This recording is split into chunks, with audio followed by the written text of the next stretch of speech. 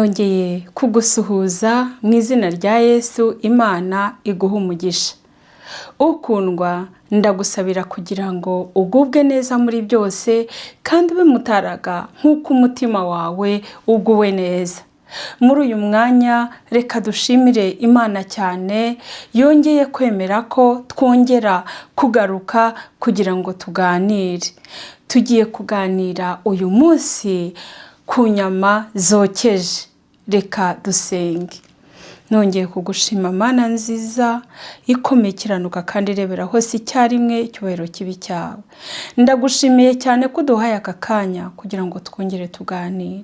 Abantu bararushye, ndakwinginze ngo baruhure imitima n'imibiri maze umwanzi Satani atsindwe utsinde kukuri Imana mu izina rya Yesu. Amen. Muvandimwe, muranejejwe n'ukuntu tubana, ukanezezwa n'ibiganiro dukora.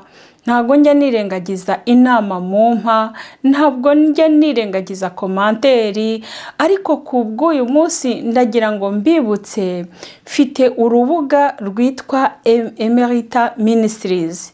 Ubishoboye warujyaho. Mu gihe iyo ukanze hariya ugiye kureba ikiganiro, hasi hari ahantu twashyizeho urubuga, iyo ubishatse winjiramo. Utabishoboye nabwo watwandikira tukagushyiramo. Iyo ubajije ikibazo muri komantere ngusubiza nyuma ntinze, ni byiza ko rwose umbaza kandi nkagusubiza. Ariko noneho iyo ugiye ku rubuga birushaho kuba byiza. Rero nagira ngo nkubwire ngo ndabashimira ku nyunganizi mutanga, ndabashima komanteri zanyu zirubaka cyane, kuko hari ibyo mpindura, hari n'ibyo namwe dufatanya kandi nkumva turi kumwe. Rero uyu munsi tugiye kuganira ku nyama zokeje, izo bita brochette, inyama abantu benshi bakunda. Ubushize narababwiye turimo kwiga ibyerekeranye no kurya inyama z'ingurube, ndetse turimo kuvuga uburyo dushobora kuzirinda. Muribuka ko nababwiye ngo iyo umuntu ashaka kurya agasimba agashakira izina. Ndabizi ko bamwe mwavuze ngo ntabwo mwayireka, abandi ngo uko mwakavuga kose, ariko burya icyangombwa mu gihe bakubwiye ngo hariya ngo hari igisimba ugatinyuka ukahanyura, ubwo nyine ni ukuvuga ngo ingaruka ikugeraho, ariko ababyumvise babasha kukirokoka, si byose? Uyu munsi rero nabwo tugiye kuganira ku nyama zokeje, izo bita brochette. Abandi akamubwira ati ejo uzaze kundeba nzajye kukugurira igiti. Mbega tukabigira ibintu byiza cyane, kandi iyo ubihaye inshuti yawe nayo itaramenya ikibazo cya brochette, ntabwo rwose yumva ko umugiriye neza kandi umukunze, ugiye wamusohokanye kandi umufashe neza. Rero uyu mwanya tugiye kubiganiraho. Twabonye ko abantu benshi bakunda inyama rwose, ariko inyama zigakomeza zikagibwaho impaka no mu banyabwenge, mu bantu bashinzwe imirire, bakerekana ingorane inyama zifite, bakerekana n'uburyo kuzitunganya bisigaye bigoye, bakerekana uburyo inyama zisigaye zivurwa nk'uko abantu bavurwa, ibiryo zisigaye zirya ari ibintu bikorwa mu by'ukuri ntabwo zikibona ubutaka zirisha nk'uko bikwiye, nta nubwo zabubona ngo zibone ubwatsi, nta butaka. Mbese ubutaka ni butoya, ntabwo zishobora kubona ubwatsi zirisha nk'uko bikwiye. Niyo mpamvu uyu munsi zigaburirwa nk'abantu, zigatererwa inshinge nk'iz'abantu, zigahabwa antibiyotike, ibinini nk'iby'abantu banywa. Wenda hari ibyo baba bashyizemo kuko byagenewe inyamaswa, ariko nawe uyu munsi wakagombye kubitekereza neza. Niba ziterwa inshinge, zigahabwa ibyo binini, zigakorerwa ibyo kurya bitari ibyo kurisha, nawe wakagombye kubitekerezaho. Rero uyu munsi tugiye kureba nyine ku nyama zokeje arizo brochette. Iyo umuntu muri iki gihe yubatse inzu igezweho, ikintu cya mbere yihutira gushyiramo ni icyokezo. Ahandi rero ku bakodesha nk'amazu bakaba ariko bafite utujardin, niba bafite akabaraza gatoya, abafite barbecue aho ngaho, ku buryo yotsa inyama rwose, abashyitsi bamusura bakotsa inyama, umva bakanywa amayoga, n'abatanywa amayoga bakanywa fanta, ibintu nk'ibyo. Iyo barimo kurya brochette nta kindi batekereza uretse umunezero w'igitwenge wo kunezezwa na brochette barimo gusangira. Hari uburyo bazotsa, hari abazotsa ku makara, hari n'abazotsa mu bundi buryo. Hirya no hino mu mahoteli nizo ziba zihari, ndetse no mu maresitora. Iyo abantu bagiye ntibazibone ahita avuga ati no, ahantu hataba brochette se nahicara gute se, ntabwo byakunda. Hatari brochette ntihaba ifiriti, ntabwo byemera. Siko se bigenda? Mbese turi kumwe? Ese uracyakomeje kumva uri bunkurikire noneho ra?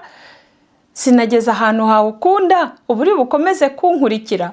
Iyo rero twitegereje uburyo inyama zotswa, barazifata bakazishyiramo ibirungo, cyangwa se bakazifata bakazishyira ku biti, noneho bamara kuzishyira ku biti, ubundi abandi bacuruza nko mu alimentation amwe namwe yo azicuruza zaragiyeho ibirungo.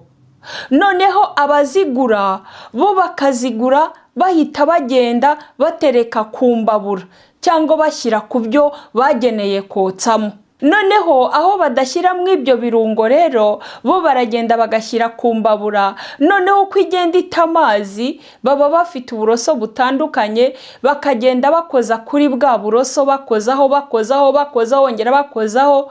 Noneho ya mazi akava mu nyama akajya munsi, na bya birungo bikajya hasi. Noneho iyo birimo kujya hasi, umwotsi urushaho kuzamuka ugasubira muri za nyama. Bigakomeza gutyo, yongeramo umunyu, yongeramo ibirungo, kugeza igihe ya nyama ivuyeho ariko yagarutsemo ya mazi, yahindutse umwotsi, wa mwotsi ukazamuka ukazijyamo. Noneho wa muntu akarya rwose brochette ishyushye, bakamushima rwose uwotsa ati wotsa neza rwose, ndetse bakamuha na pourboire bakayimuha kubera ko nyine yokeje neza. Iyo dusomye ibitabo by'abahanga banditsemo ko harimo ibinyabutabire bibiri bibi cyane bizwiho gutera kanseri, ibyo binyabutabire biba byavuye muri uwo mwotsi, bikaba bizwiho gutera kanseri mu buryo bukomeye. Mubyibuke, amakara aba yagurumanye cyane, ntabwo bajya bapfa bashyira ku makara yafininye, ni ugushyira ku makara yatse cyane, noneho n'aya mazi agahita amanukiramo n'ibirungo bikajyamo, wa mwotsi ukazamuka, noneho ukajya kuri za nyama. Niho rero ruzingingata aho ngaho. Uko rero ukomeza kurya za nyama, uko ukonsoma za nyama, ukomeza kuzirya, urya nyinshi, urya agati kamwe, urya tubiri, urya dutatu, ukomeza ku wa mbere ukazifata, ku wa kabiri ukabizifata, ukageza ku wa nyuma, ngo ni kuba urimo wongera mu mubiri wawe bya binyabutabire birimo bigenda bigategura kanseri neza. Bigenda rwose bikazagutera kanseri. Kandi nagira ngo mbibutse ngo kanseri ntiza ako kanya, ahubwo iza gahoro. Iyo rero ukomeje kubikora gutyo, uretse na kanseri, uba urimo wiyongerera n'ibyago byo kuba warwara indwara ya diyabete, ukaba wakwiyongerera n'ibibazo byo kurwara indwara y'umutima, kubera bya birungo byinshi ndetse na ya myunyu myinshi na rwa rusenda byose byagiye bigakomatana na wa mwotsi. Uba wongera ibyago byo kurwara constipation, kandi kubera yuko abantu benshi iyo barimo kwirira izo broshete, murabizi nk'uko nababwiye ubushize ko baba barimo gufata inzoga, fanta, nta wibuka amazi, nta n'uwibuka imboga, ahubwo ikintu bashyiraho izo salade zateguriwe mu maresitora utazi uko zateguwe, twarangiza tukongeraho ya mafiriti yateguriwe muri za resitora, yakoreshejwe mu mavuta amaze igihe, mavuta yatuye, amavuta amaze igihe icyumweru akoreshwa ibyumweru 2, nawe ukumva wafunguye, ariko ari uburozi uri gushyira mu mubiri wawe. Icyo gihe rero ntabwo urimo uba worohereza amara yawe n'umubiri wawe muri rusange. Ikindi gikurikiraho, nagira ngo mbibutse ko muba murimo mushyira ibinure byinshi mu mibiri yanyu, kuko ziba zikungahaye cyane ku binure bibi bizwi bya bindi bituma umuntu agira cholesterole nyinshi mu mubiri, ndetse ukaba wagira n'ibyago by'umubyibuho ukabije. Kubera iki? Kubera ibyo binure. Kandi murabizi nyine kugira ngo zishye ntabwo zishobora gushya bashyizemo umuriro muke nk'uko nari mbibabwiye ruguru, bagomba gushyiramo umuriro mwinshi kandi bagacanira cyane. Nanone nifashishije igitabo cy'inama ku mirire n'ibyo kurya, ndetse nifashisha n'igitabo cyanditswe na Dr. George Pamplona, igitabo cyanditswe na Dr. Pamplona Roger cyitwa Croquer la vie, yanditsemo amagambo akomeye. Icyo gitabo nta ahantu henshi kirahari, no kuri interinete kirahari, ariko n'ababwiririsha ubutumwa ibitabo nabo barakigira, nacyo mwazagishaka.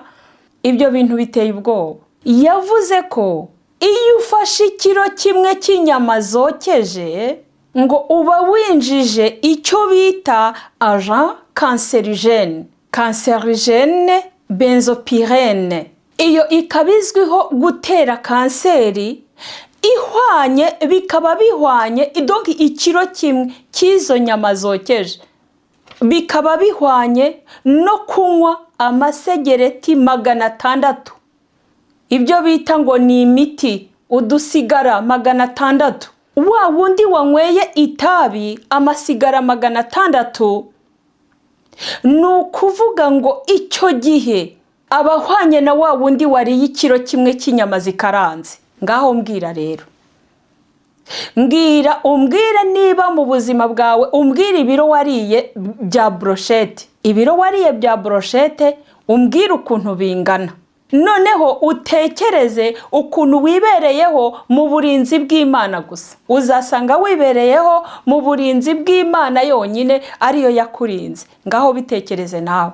Rero ushobora kuba uvuga yuko utanywa itabi, nyamara nawe imyotsi yarakurenze. Ufata imyotsi iri ku kigero kiri hejuru cy'umuntu unywa itabi, ukaba nawe unywa itabi utabizi. Shuti yanjye nkunda, nagira ngo ubitekereze wumve ibyo nkubwira ntabwo ari amahamba, ahubwo ni ukugira ngo wiyarure hakiri kare, ukize amagara yawe bikitwa none. Nabibonye aho iyo ugiye kwa muganga bagasanga ufite kanseri, warangiza ugahura n'umuganga mwiza, ikintu cya mbere ahita akubwira, ahita ahamagara ushinzwe imirire. Wa wundi ushinzwe imirire akakuganiriza, akakubwira ibyo ugomba kurya n'ibyo utagomba kurya. Muri ibyo bintu utagomba kurya haba harimo inyama zokeje, haba harimo kukubuza kurya ibibonde, haba harimo kukubuza kurya inshonzi, ya mikeke. Ibyo bintu byose biriho umwotsi. Bantu mukunda imikeke, bantu mukunda ibibonde, bantu mukunda ibyo bintu byose byokejwe kuri iyo myotsi, nagira ngo mbabwire ko mukwiriye kubyirinda. kwa muganga bahita bakubwira bati nyabuneka ibyo bintu ubu byihoreye, itabi ubu ryihoreye, kugira ngo barebe ko babasha kugufasha ahari hakagira icyahinduka. Iyo ubabwiye ko utabirya barushaho kwishima bakavuga bati nta kibazo, tugize amahirwe ariko uzabyirinde. Ese ni ngombwa ngo uzirinde ari uko wageze mu kibazo? Njyewe nakugira inama y'uko wabyirinda hakiri kare. Izi nyama zokeje kandi zigira uruhare rukomeye cyane mu gutera kanseri y'ubwonko, kanseri y'igifu, kanseri y'impyiko, kanseri y'ibihaha, kanseri yo mu ruhago, kanseri ya nyababyeyi, kanseri yo mu miyoborantanga na kanseri ya prostate ndetse n'izindi nyinshi. Inyama zokeje ni ikibazo gikomeye cyane.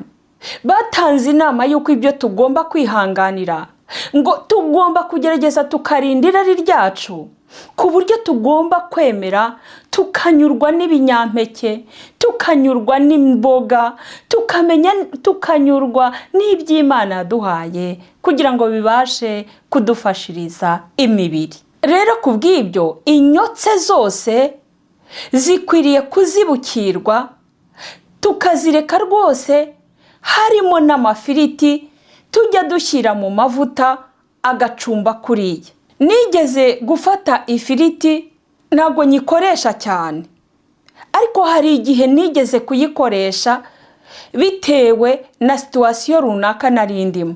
Bukeye nza gusoma ibyayo, maze kumenya ukuntu ari mbi, maze kumenya ibyo nibeshyaga uvuga ngo ifiriti wayifashe uyitekesha uwire d'olive, nsanga ko bitanemewe ko ariya mavuta ugomba kuyakaranga cyangwa kuyakarangisha.